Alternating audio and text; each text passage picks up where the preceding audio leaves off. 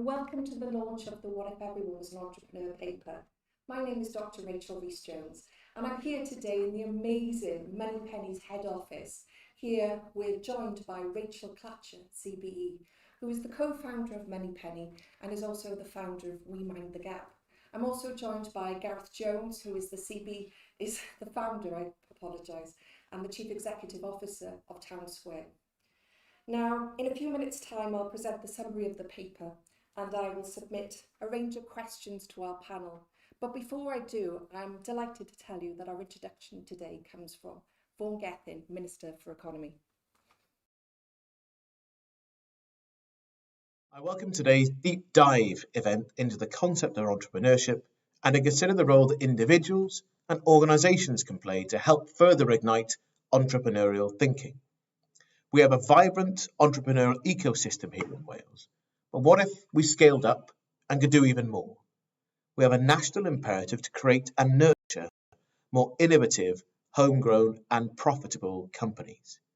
Only by working together can we tackle the profound societal, economic and environmental challenges that we face.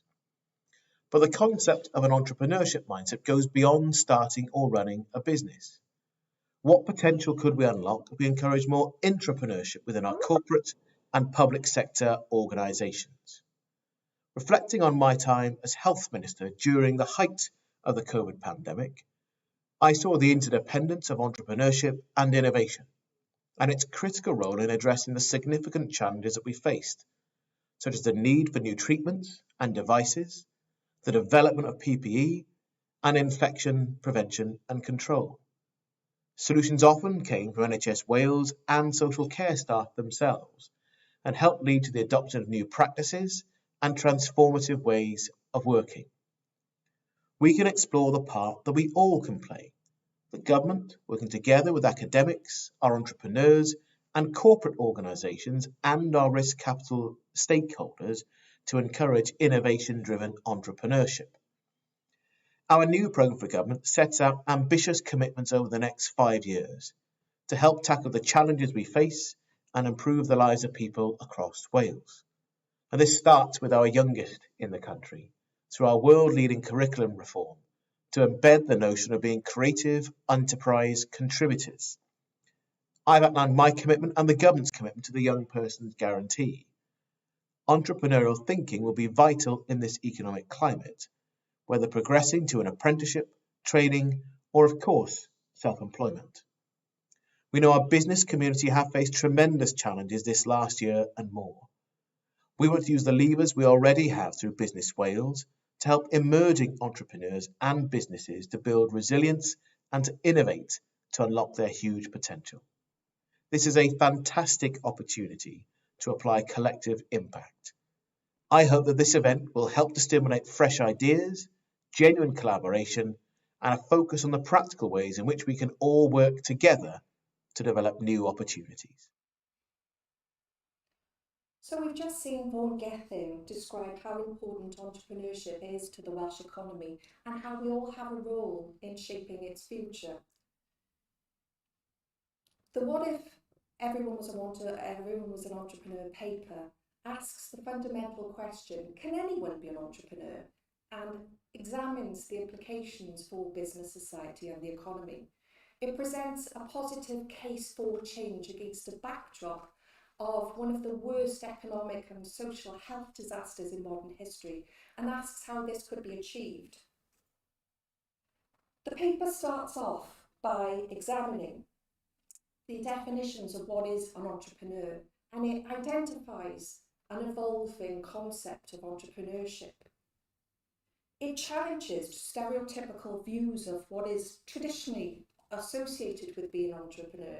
So an entrepreneur being running and growing a business whilst maybe doing the occasional rocket or balloon flight, and replaces this with a very grounded and real world view of individuals in all walks of our society, in all sectors, that are adding value, financial, social and cultural value through the process of applying an entrepreneurial mindset and skill set. So what is meant by an entrepreneurial mindset or skill set? Well, the paper identifies a range of behaviours, actions, attitudes and beliefs. For example, entrepreneurs care about what they do. They have a genuine belief and desire to make a positive change. So whether that's starting or growing a business, whether that's contributing to existing commercial organisations, entrepreneurship, or whether it's actually helping society, socialpreneurship, they want to make a positive change. They actively look for opportunities and have an action, positive responsibility to take action. They continuously strive to learn and improve. It's quite interesting how entrepreneurs perceive failure. They perceive it positively, and like many of us who berate themselves when we make a mistake, entrepreneurs use it constructively as a way to improve and develop and grow. They embrace uncertainty and ambiguity and risk, and they adapt to the changing conditions. They are resilient, they persevere, and they motivate themselves and others despite challenging circumstances. Now, when we look at the evolving definition of what it is to be entrepreneurial, you don't necessarily have to be running a business to be considered entrepreneurial. There are many people in our society and individuals in all walks of life that are demonstrating these competencies, but don't necessarily consider themselves to be an entrepreneur. Now, the paper presents entrepreneurship as a very force for good in the world, and it justifies this position by presenting a large number of researched papers and studies, both academic and non-academic, from right across the world.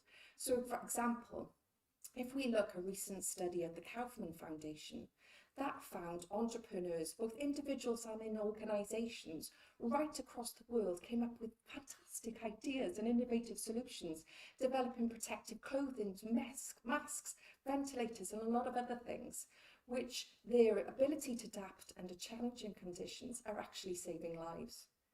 Another example is a recent review of 200 articles which featured in the Journal of Business Venturing, and that found that entrepreneurship was actually alleviating extreme poverty, particularly in developing countries, but also in developed countries like ours. It was addressing social inequality and it was helping social mobility. The paper concludes by suggesting and recognising that if we can agree that entrepreneurship is a force for good in the world, that by encouraging and embracing these entrepreneurial skills and competencies, we can not just rebuild our economy, but we can develop a society where people are empowered to make a positive contribution. The paper then continues with asking stakeholders to engage in understanding and involving in this debate. It offers people practical steps to make a positive change and asks them to get involved in the discussion. So I'm now going to ask and involve Gareth Jones to join me and Rachel Clacker to join me, and we'll start the discussion.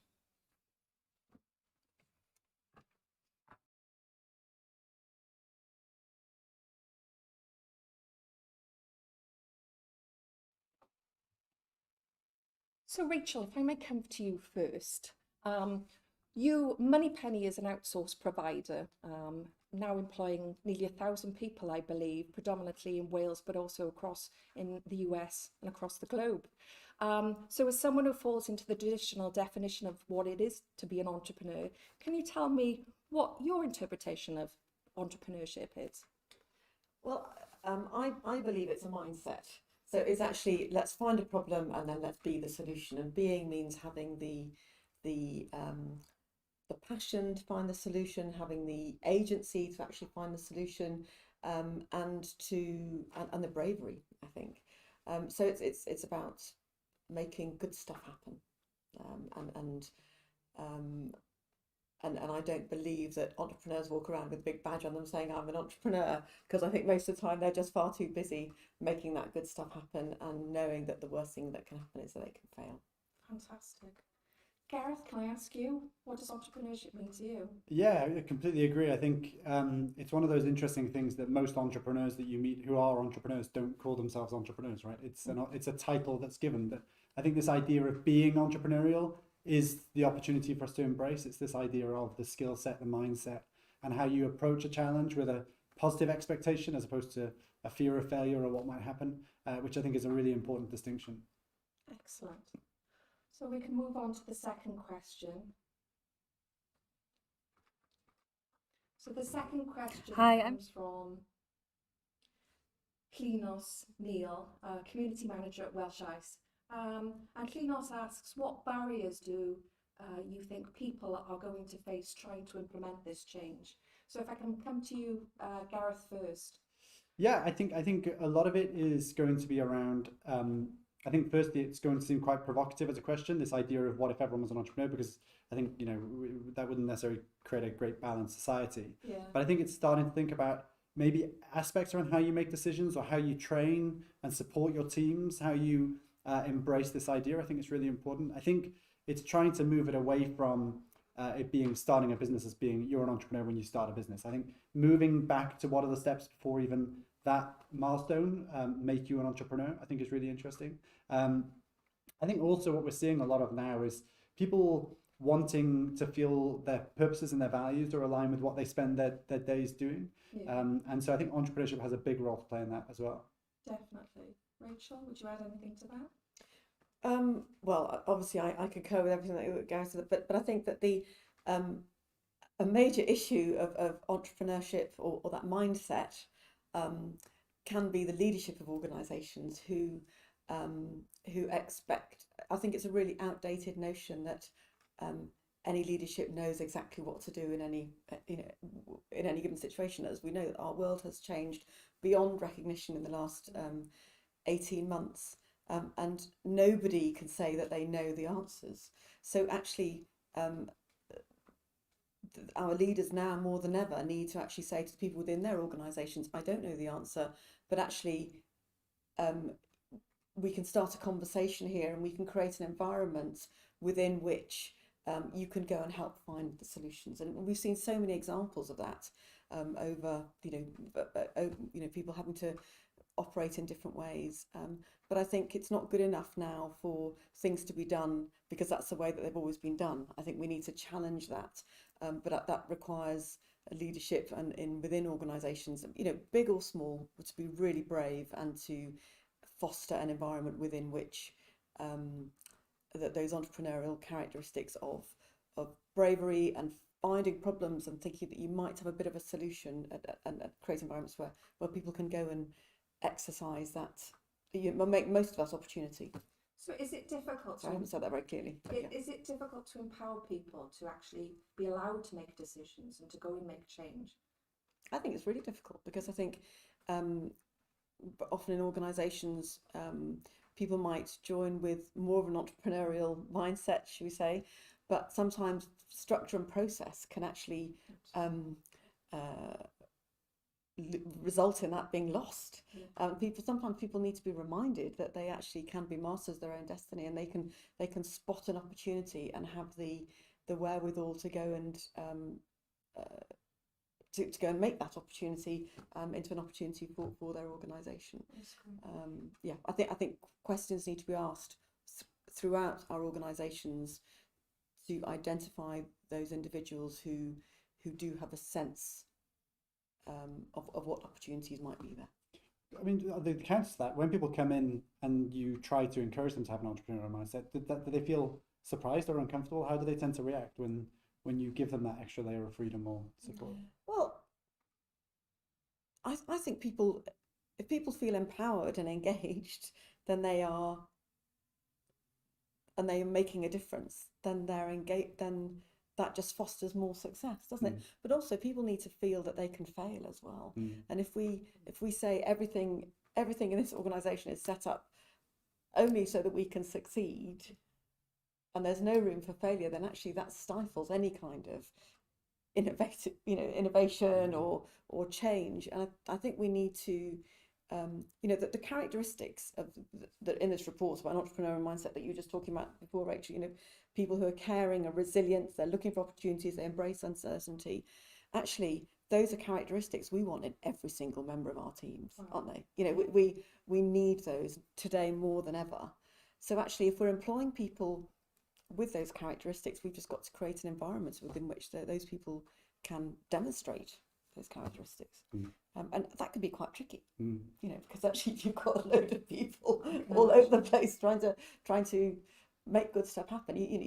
There is a management issue there, but it's creating a cultural environment within which people can, if they see problems, can go and find a solution. And there isn't a computer says no mentality, or that's the way we've always done it, so that's the way we're always going to carry on doing it. That's really good.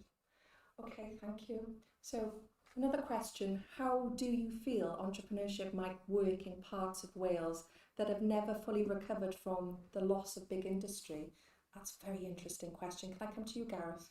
Sure. Yeah, I think so. I think there's kind of a couple of steps in this. I think it's opportunity identification, and I think it's this idea.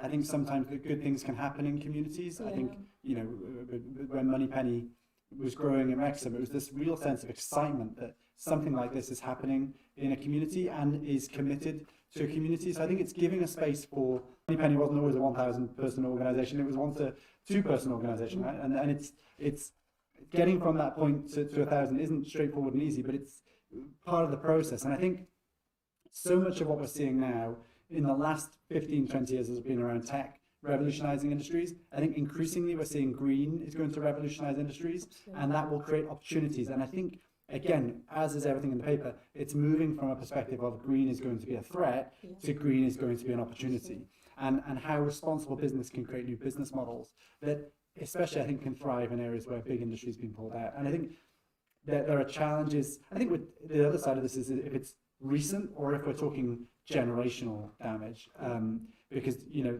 we've had multi-generations for some of this to have been changed or reversed. So do you think a lot of this is about the perspective of the individual and the stakeholders viewing this as an opportunity to change and develop and move in forward, as opposed to holding on to you know, traditional views of this is what I had and I had a job for life? It's a case of, well, this is actually a fantastic opportunity.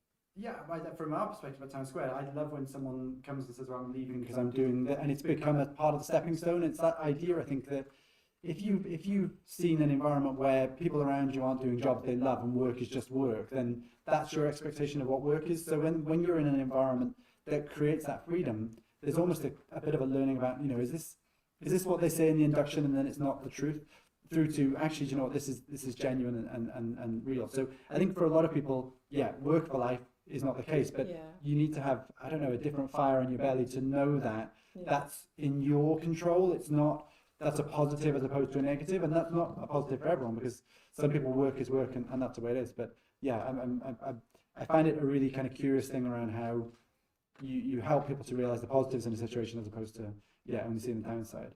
Okay, thank you for that. Moving on, we've got a question from Catherine Paluna from the University of Wales, Trinity St David's, and Catherine asks, Hi, I'm Kath Penaluna, the Director of the International Institute for Creative Entrepreneur Development, based at the University of Wales, Trinity St David. Thank you for the insights within your report, and I would welcome your thoughts based. Hi, I'm Kath Penaluna, St David. Thank you for the insights within your report, and I would welcome your thoughts based on your findings of how they can support quality of learning in higher education, especially when we look across the disciplines where words like entrepreneurship just aren't used. we have a question from Catherine Paluna of the University of Wales, Trinity St David, and Catherine asks, how can the findings support quality of learning in higher education, especially when we look at areas where words like entrepreneurship just aren't used? Now, maybe this is a question that sits in kind of my domain as I work for the University of South Wales as the Entrepreneurship Development Manager. I think the report has profound implications, and it aligns quite nicely actually with the QAA guidance as well as the HE guidance. There's certainly an emergence going on whereby it is clear that through the report and through HE and QAA that entrepreneurial skills and entrepreneurship is applicable to everyone across all our walks of societies of different sectors, and therefore it is applicable to a range of different disciplines. And what this is really saying is those different students, whether they be chemistry students, whether they be in civil engineering, whether they be computer science. They need entrepreneurial and enterprise skills, and they need to be given access to those skills. And by doing so, we'll not just enhance employability, but and address the skills gap, which is a very big issue at the moment, but also will develop a population that is more adaptable, more happy, more confident, and more willing to add value at a multiple level. How do you feel?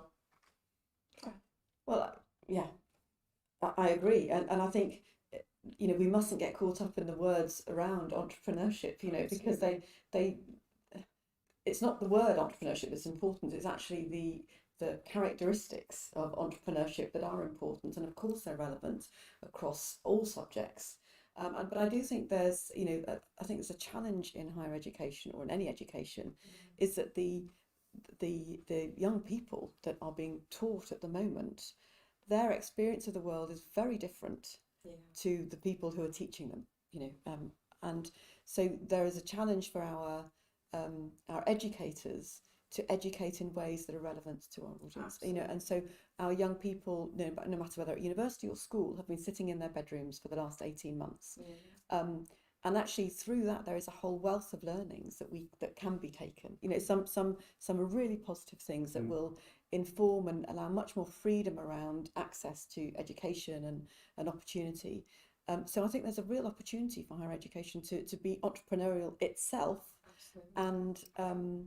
And teach in ways, and garner all the lessons and learnings of the last 18 months so that we can create better, more relevant, more accessible education for all. I couldn't agree more. We were comparing good books to read before the session, and there's a great book by Stephen Johnson called Where Good Ideas Come From, and he talks about this idea of the adjacent possible.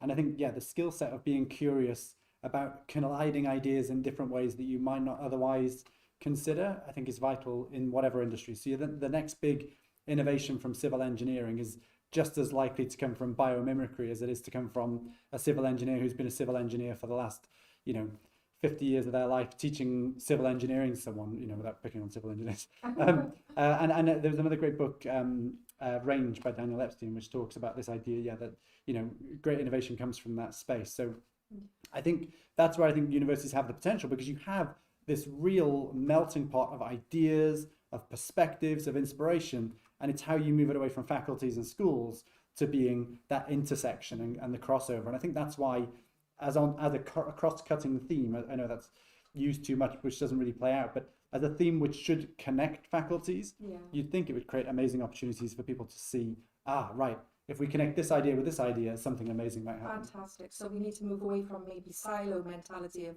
singular disciplines to a range of different interactive modules, in effect. Yeah, all the big ideas come from something which at the start we think that wouldn't work, and then it's tested and it didn't work, but that part did work, and then you build on that, and as opposed to just thinking that won't work and don't try it, right? Iterative process, absolutely.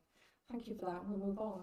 Okay, another question. During the COVID crisis, entrepreneurial thinking saw businesses retool and change focus to start making needed items such as PE and ventilators. We talked about this in the presentation. Many NHS staff were crucial to finding innovative ways to address new challenges. How do we continue to foster this innovation in sectors such as the NHS? What a fantastic question. Can I come to you, Rachel, first? Would that be okay?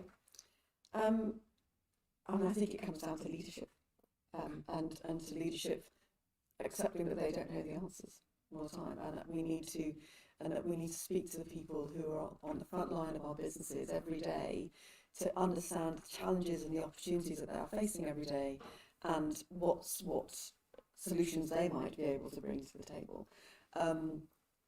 And I think that's quite hard. It's really hard in massive organisations like the NHS, but certain sectors of the NHS have absolutely shown that they can do it, and God, if they can, then let's encourage that more and use those. Let's celebrate those examples. And I think what's really hard, it comes back to this idea of failure. There's Matthew Syed written a book called Black Box Thinking, where he talks about how the airline industry is the safest industry in the world, because every time there is a mistake, it's recorded in a black box, and then the worldwide industry shares and learns from that mistake. It's really hard to do that within the NHS. Absolutely. But actually, we need to create environments within which it is safe to talk about the failures, so that we can then share the lessons of those to make sure that we don't fail again. And I don't know very much about the NHS. I know lots about Moneypenny, but I know that it can be easy to fail at something and not share those lessons, and then to continue failing. Whereas actually somebody over there might actually know the answer. So I think it's about creating that open environment, and that can involve. That's a big ask. It is. Cultural change usually takes a long time, doesn't it? Yeah. Gareth? Yeah, I think it's the same with any big organisation where it's hard to get voices from one side who are seeing something to be heard in other ways. And I think we see this in teaching. There are a lot of amazing perspectives. And again, that space for innovation was created in the last 18 months or so. I think it's a hard challenge, but space is something which, making space is used quite a lot. But this idea of allocating time in someone's diary for them to do that activity, if you're in a profession like, if you're working in the NHS, or if you're a teacher, or any of these big services, there just isn't the time. And even though the willing might be there to create an environment, you have to be quite, and we see this in our company, we say, do more of this or do more of that. But unless you say to them, you can take a Friday off to go and work on that thing, it just never happens, because there's always something more important than the nice fluffy stuff. But it's the nice fluffy stuff that leaps you forward, So I think there's lots of interesting trends about like the startup rates around holidays. So after August, people will come back and think, do you know what? Yeah. I've had enough. Do you think there's an element of when people are put in a corner? I know you're very hot on this, and we've had discussions about it before, that naturally it forces you to change. It requires a positive change to come out. And naturally what COVID did is create a situation where, for example, teachers and the NHS staff, which you were just talking about, were forced into a position where they had to adapt. They had to be empowered to do things that naturally they wouldn't be allowed to do in other circumstances. What would be interesting to see is whether we go back now, or whether we can step forward, I guess, which is what the question's asking. I think it's both sides, right? It's the carrot and the stick. With something like the COVID crisis, there was a goal everyone was focused on, and it's very rare even in any business or in any organization, you would have a single goal that everyone is so focused on, and there's plenty of theories around North Star and all this stuff, but it's very rare that everyone completely appreciates and gets it. I think that's what we've seen in the last 18 months. Yeah. But you also had this quite significant stick of, what happens if we don't focus on this challenge. So I think it's getting that balance where people feel motivated and aligned, and have a clear sense of what that challenge is, because articulating where you're headed is quite hard as well. Okay, excellent, interesting question. Let's move on. We have a question from Katie Hughes, who's a community assistant at Wrexham Enterprise Hub. How can entrepreneurship help SMEs to become more socially conscious?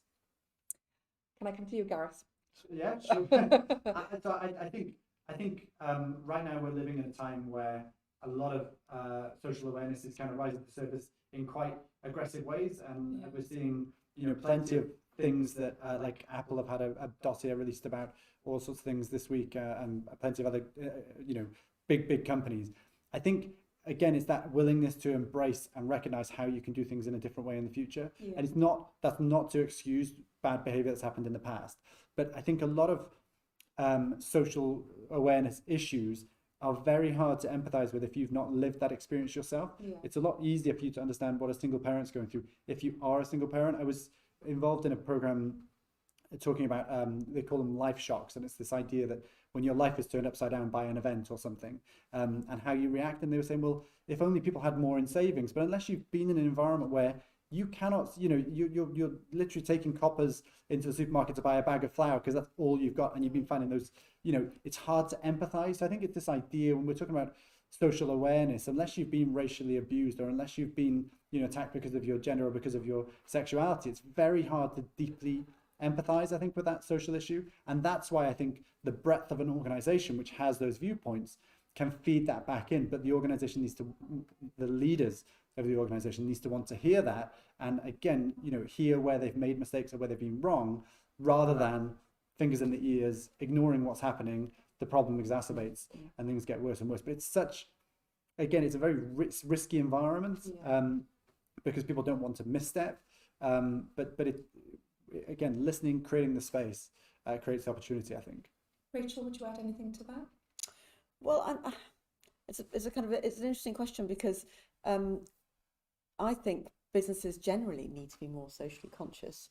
Not most importantly, very importantly, because we're all part of a community, but also we all want people to come and work in our businesses, and increasingly young people who join business want to work with businesses that share their values, and I do think there is a greater social conscience now, and so as organisations we need to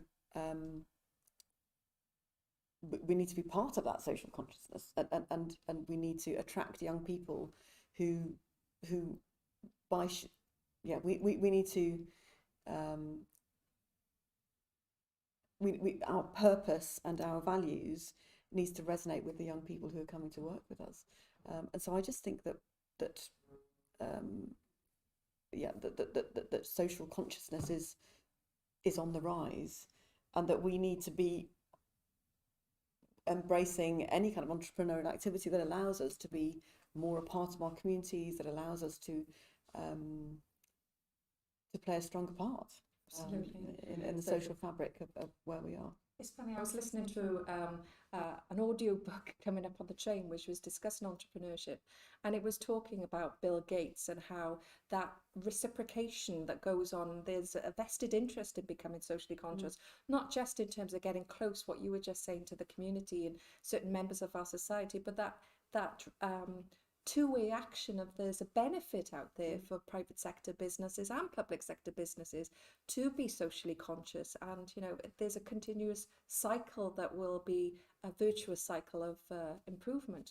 Yeah, I mean, setting up, we set up We Mind the Gap 5 years ago, and it's about we're a social mobility charity, but actually our Moneypenny clients love the fact that Moneypenny has set up We Mind the Gap. Does that make sense? Even though the charity is separate from Moneypenny now because we're growing, and but Moneypenny is obviously supports the charity in enormous ways. But it just shows you that so we were entrepreneurial in setting up. I suppose we were entrepreneurial in setting up We Mind the Gap, but it's never thought about it in that sense before. But we saw a problem, which is I don't think there are enough quality opportunities for young people who maybe haven't had the opportunities the rest of us might take for granted. And so we decided to create opportunity where there was none, but that has in its turn created opportunity for Moneypenny, and we attract different people now. It's interesting, and I think it's really important that we understand the importance of our social consciousness in the way we run our businesses. I love that, thank you. I think so when we became a B Corp, now when we're hiring, people cite it a lot more often when they're going through the interview process, because it instantly means they're attracted, because they know that we must have, we've been measured against this stuff. It's something that they align to. Right. The other thing that picking up on that we started doing was spending more of our marketing budget on workshops, events and things that support the community, because that fosters word of mouth, and the more the word of mouth is good, so the We Mind the Gap creates a solution to a recruitment problem as well, right? So it's very much a commercial thing, but it's focused on a social good. It's not, I don't think it's this idea that it has to be one or the other and they're in two distinct camps. If the social good can create commercial benefit, it means you could do more social good. This idea that the cycle just continues to grow and grow. And it's absolutely. I think that's where there's plenty of innovation for companies thinking, this is a problem we have. We can't help, we can't recruit, or we can't reach this audience. So great, how can we create something which does good, which everyone buys into, whether it's new customers coming in, whether it's new members of the team. And then in turn, we've got this feeling of helping people as well. I think what you've said there is really important, because there aren't distinct camps between, making money and being socially conscious. There are shades of grey, and there are a lot of companies who are making money and being profitable, but they're doing an awful lot of good in the process as well. And I think we need to shout about those firms and allow them to be proud about what they are doing. And Rachel's example is great. Like, We Mind the Gap was not created to be a big charity. It was created to solve a problem. And then when you've tested it, when you've done the innovation part and you've seen this demand and it's working, you make changes, and then it becomes something which has, then it becomes uncontrollable, right? Then it just grows it's and growing grows and growing. And we're now involving more and more businesses. So, other businesses want to do something that's socially good, and we can facilitate that for them, because they can offer placements to our young people. They can, they come and talk to, they provide role models and mentors, whatever. So actually we're creating this web of businesses, all of whom want to make a difference on their own doorstep. But in so doing, it's a real strong statement of intent to the people that we want to work for us in the charity, and also, for us as a business. I think, like this, maybe we could talk about this all day, but I think the other important thing you mentioned there is around this invitation. I think when I was talking about space earlier, to be invited. So if someone says, "Will you be a role model?" They might have wanted to. Everyone wanted to this idea of volunteering on a Saturday morning, but there's always this thing about time, treasure, and talent. So we could all go and paint a wall, but I'm not very good at painting walls, so I'd take 3 times longer than someone who's got the skills.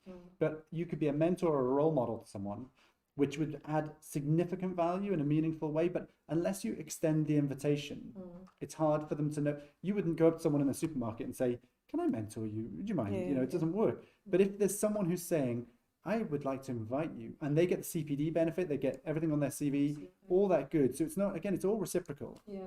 That's where the magic is, I think. Fantastic. Thank you for that. Let's move on. Okay. So another question that's come in is, how can adopting an entrepreneurial mindset help us to revitalise our high streets? Oh, I love this. This is quite topical. Who wants to go first? Rachel, can I introduce you? Oh my God, well, how can it? Well, hopefully any kind of mindset can help us some kind of mindset can help us revitalise, because we need to, don't we? But I think when I go to London, I always go to Barnes, which is a really nice little bit of London. And the reason I go, it's got really nice cafes, but it's also got some really nice charity shops, and they're all those lovely curated, the Mary Porter started doing, didn't she? Yeah. Really nice they're kind of charity shops where they curate their stuff, and you can go and find some really nice stuff, whatever. But I just think that, so that's why I go to that bit of London, and I think there's an opportunity there that I think we're all looking for experiences and something we can't find currently or can't find somewhere else. So I just wonder, I don't know, oh my God, it's a massive question, isn't it? But somebody needs to be really entrepreneurial and come up with something. But I do think it's around community and experience. And to find out exactly what it is, we do need to be entrepreneurial, because we need to, it is a big issue that we have for our communities. And I think in the news recently there was an example of someone taking a big department store and turning it into like a go-karting centre. And what you were saying about being more entertainment and family focused and eating out and all that kind of thing, being an attractive place to be. There's a lot to be said for that development that needs to happen, and someone needs to take that wider view of what that could be. Gareth, any thoughts? Yeah, well, again, it comes down to invitations. I think I think a lot of people don't feel they could go and take a retail unit on the high street, because most of the agents are based outside of the area, or they're owned by pension funds. And so I think there's this gap around how people in the community who want to do something, if someone wanted to create that kind of environment, having that step to go into that place. I think more test trading opportunities, we as people need to go out and spend on the high street more, and that's fine, but it needs to keep up. And I think what's really frustrating is when you go into a retail experience and it's just not, the service isn't as good as you would get in other ways, or the customer service, or the general experience. So I think you need to reward what's happening now. Isn't it? It is. Yeah. But there's an amazing place that's opened up in Wrexham called Yellow and Blue, which is a community hub, and it's just fantastic. It's on the high street, and you just think that's working. There must be other things that can come, and we just need to try. And I think it just comes back to that whole thing of let's just give it a go. And but that requires the pension funds, the councils, whatever, to facilitate those things. And that's going to be tricky. So it's an experimentation on different things. Yeah. Okay, excellent, thank you. So we have another question from Martin Downs, who's the social. Sorry. So we have another question. My name's Martin Downs. I'm the Social Entrepreneurship Officer at Wales Cooperative Centre. Thank you for the paper. There are definite undertones in there of a triple bottom line approach to entrepreneurship, and without naming it directly as such, of a social entrepreneurial approach. My question is, given that we're moving to a well-being and greener economy, do you not think that our understanding of entrepreneurship has to radically be reframed around the social entrepreneurship model? Or is it the case that actually entrepreneurship is wedded to a high growth capitalist model and vision of the economy, one that we simply can't afford to have anymore for the damage that it's doing. And if we do need to reframe it, what does that mean in terms of our wider stakeholder groups and emphases and the stories that we need to tell? So we have another question from Martin Downs, who's the Social Entrepreneurship Officer at Wales Cooperative Centre. As we move into well-being and green economy, do you think our understanding of entrepreneurship will be reframed around the social entrepreneurship model? Okay. Gareth, what do you think? Yeah, I think that's a lot of what we've been talking about, right? Is this idea that your only goal is no longer just how much money can we make out of this, but how much good can we do at the same time? So people who are motivated to create a commercial business around a social mission or a social cause, I think that's happening increasingly. And it's not just new entrepreneurs, but it's companies that have been going, for a long time, realizing they have a wider role in society. I think there's a mixture, I guess, between people who do it as a marketing stunt and people who do it authentically, which sometimes is quite hard to read through. But yeah, I mean, you only have to kind of walk down the aisles of a supermarket and see how many more vegetarian and vegan products there are on sale now. And, people who are trying to make it easy for people to live in a more socially conscious way, which are creating commercial businesses off the back of it. So I think it is becoming the normal way. An interesting thing that came out of the report was the separation between the evolving definition of what it is to be entrepreneurial, and that is clearly evolved, but there seems to be a perceptual issue with still identifying as an entrepreneur. It's still associated with people running businesses, and I think that needs to evolve, that needs to change, if we're going to move away from not just about making money, but that social entrepreneurship, that green entrepreneurship, that even entrepreneurship. It needs a perceptual change in the minds of people to say this has a wider point of view. I think Martin is hitting on something which is really important, and it's going to take something that you said, Rachel, some cultural change. It'll take time, but it is something that I think will come over time. What do you think? Well, yeah, I agree. But I just think there's just a growing acceptance that the outcomes that we desire aren't all about pounds, shilling, and pence. Yeah. As a society, we are that. In the question, Martha says, as we move to a well-being and green economy, those words would never have been written 10 years ago. Very true. And actually, so there is this awareness, and so just almost as the word entrepreneurship is a misnomer, I think, really. Yeah. Because it's about the mindset around that. I think that the mindset that it's a misnomer that entrepreneurship equally is about money. I don't think it is. I think it's about money, much wider outcomes than that.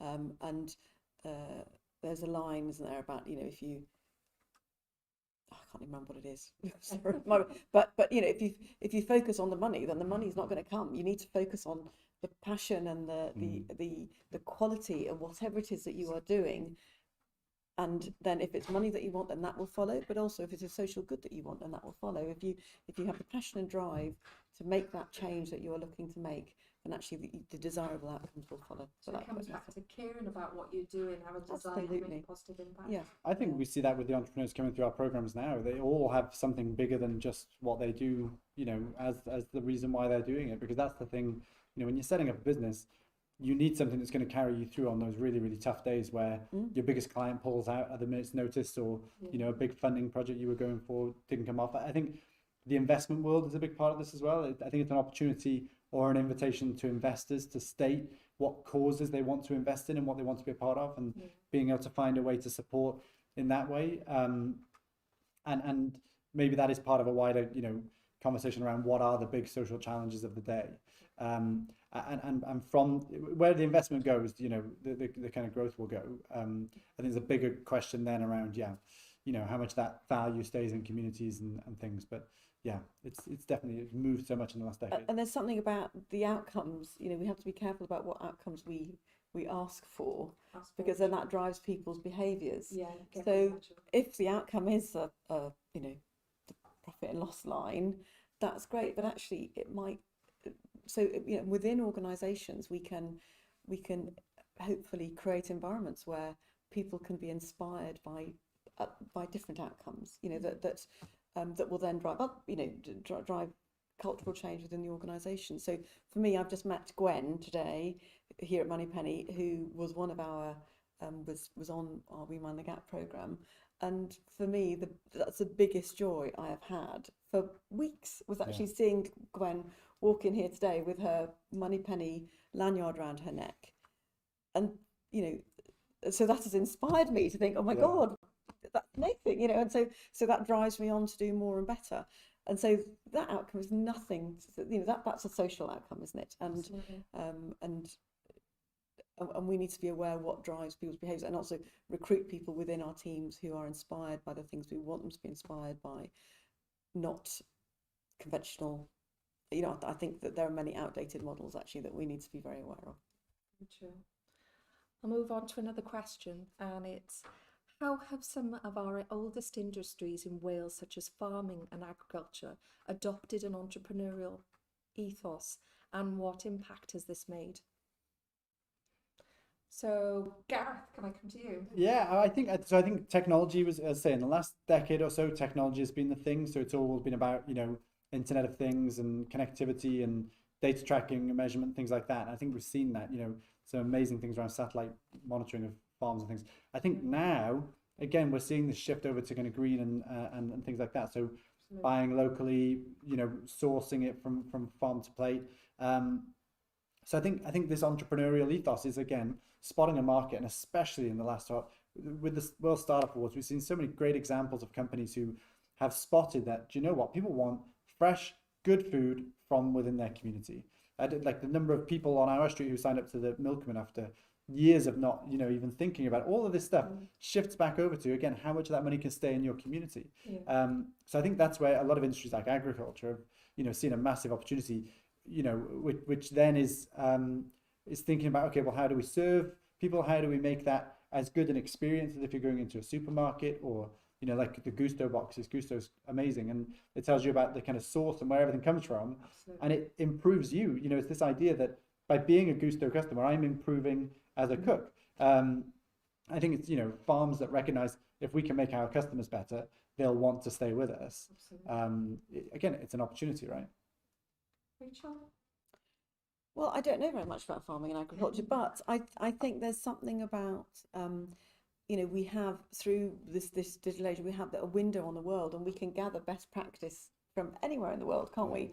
And we can just bring it here and just do it. And I think that we, you know, I know I'm Coleg Cambria, but actually it's Massey, you know, they're really changing their practices around how they manage the herd there, because they're following models that have been proven elsewhere. And I just think it's and so it's that whole, you know, we need to learn from elsewhere, and take lessons in, and then again be prepared to give it a go, and know that if we don't give it a go, then all those old industries are going to fail. Absolutely. And we have to, but with digitization, with this move to local quality produce, there are amazing opportunities.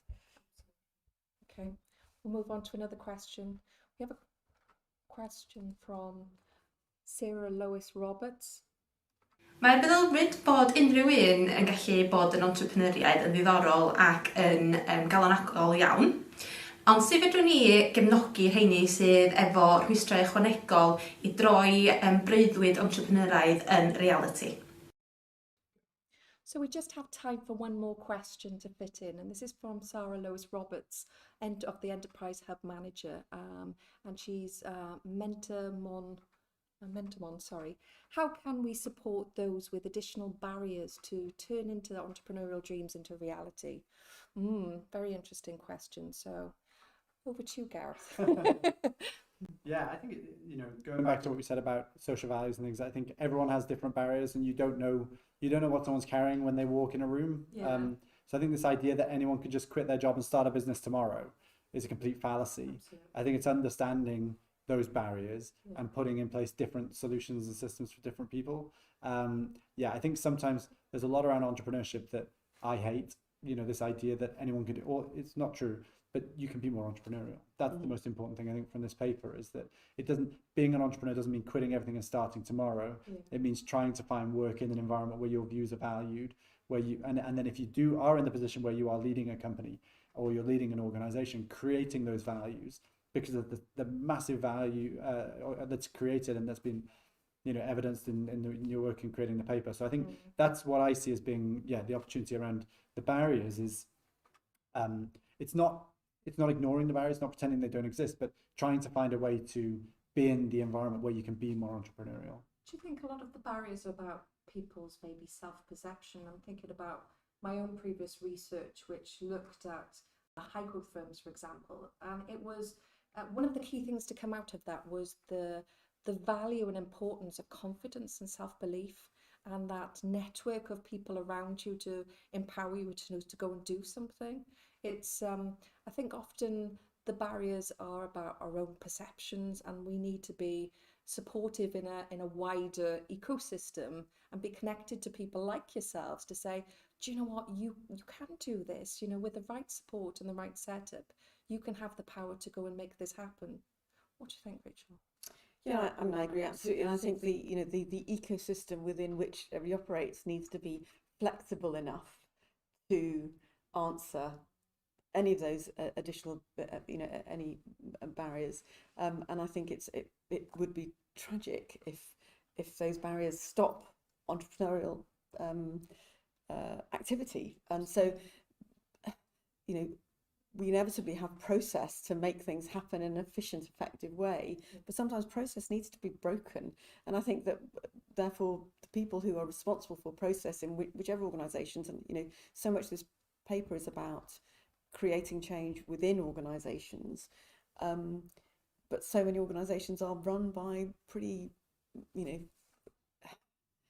demanding and potentially outdated process now, because the world has changed so much. Absolutely. And actually maybe the last 18 months have provided opportunity for some people who wouldn't have sensed that opportunity previously, because they've been able to work from home, because they've been able to work at times and in ways that suit them. So actually I think our ecosystems, that they need flexibility, and we need to be able to break the process if it means that we can help someone to move towards exploring the problem that they've identified and the solution they can find for that. Absolutely. Gareth, would you like the final word before I draw the session to a close? Yeah, and I think it's being empathetic. I think it always comes down to understanding what someone's going through that might stop them from, if they can't afford to, or they don't have the networks or the contacts. But if that's the thing, then you find a way to build your network. If you don't have the skills, you find a way to build your skills. And I think sometimes people have had so many knockbacks through losing jobs or seeing people around them struggling financially that they don't feel the confidence to feel like I can just go on LinkedIn and find who I need to speak to and arrange, even something which might come as second nature once you've done it 5, 6, 10 times. It's very hard to do it the first time. I think they call it the doorstep mile, right? It's such a hard thing. It sounds simple, but it's so hard for some people just to get to that first point, to get to that meeting, or if they can even get to that meeting, So I think recognizing and empathizing with people's barriers in different ways, helps us to put out the invitation to be able to say, if you want to have a chat with me, it's not just my door's always open. It's an active invitation to say, come and have a chat with me about this if you've got an interest. Gosh, in the last hour we've covered so much, haven't we? And the paper has incorporated so many wide areas. I'm conscious that there's a lot to discuss, and it has hopefully stimulated a lot of more debate for a long time to come. I'm conscious that our time's come to an end, and I'd just like to thank everyone who has been watching and have been taking part in this discussion and has submitted questions. I'd also like to thank everyone who's taken part in putting the paper together. The guests and the panel, you Gareth and you Rachel, and Moneypenny for hosting us today. And I'd also like to say a thank you to Callan at Wrexham for the technical IC support as well. Just a final thing to say that you can now access the What If Everyone is an Entrepreneur paper by going onto the Be The Spark Facebook or Twitter site, or by visiting the beatofthespark.com website. Diolch yn fawr, thank you very much.